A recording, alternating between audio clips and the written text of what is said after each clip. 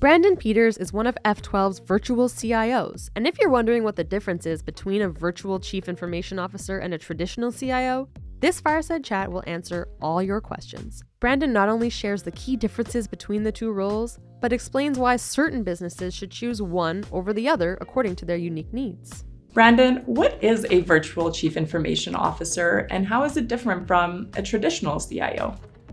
Well, when you have a CIO in the organization, you usually have somebody who's there, who's dedicated, who's full-time.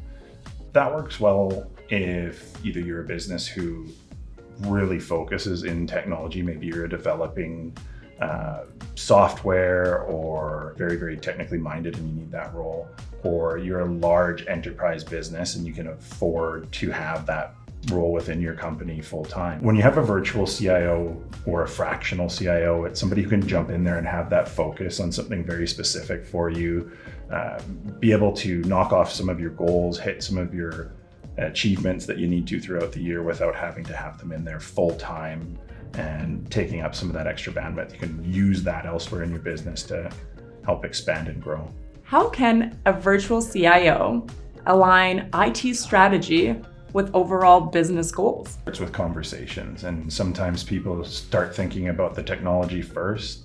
I really want to approach this whenever I'm meeting with a client, business first. What are you trying to achieve? What are the reasons behind it? Famously, Simon Sinek says, start with why. What are you trying to achieve? Why are you trying to achieve this? And then I can help try and get you there rather than trying to say, have you seen this really cool thing that's coming out? Oh, AI sure is neat. Let's move it in a way where we can try and figure out what you're trying to do and then align the technology to fit that.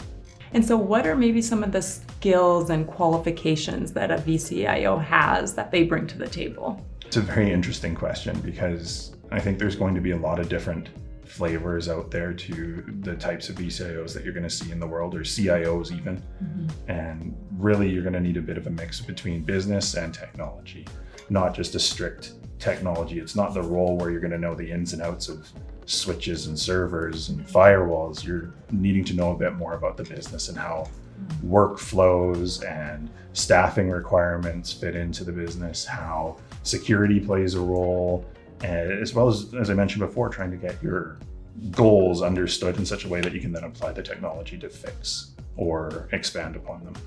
Being able to understand budgeting, forecasting, understanding a little bit on the security side of things, as I've mentioned, having a good understanding of an ITIL framework so that you can work within either an internal organization and work with the teams that are built in there, or working with other service providers and suppliers.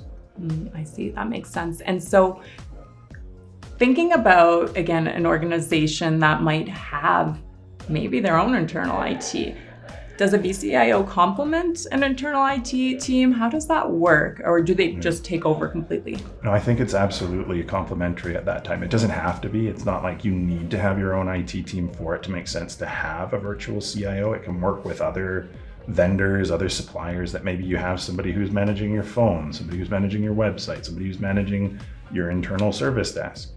A vCIO can step in and help bring them all together, align them with the strategy.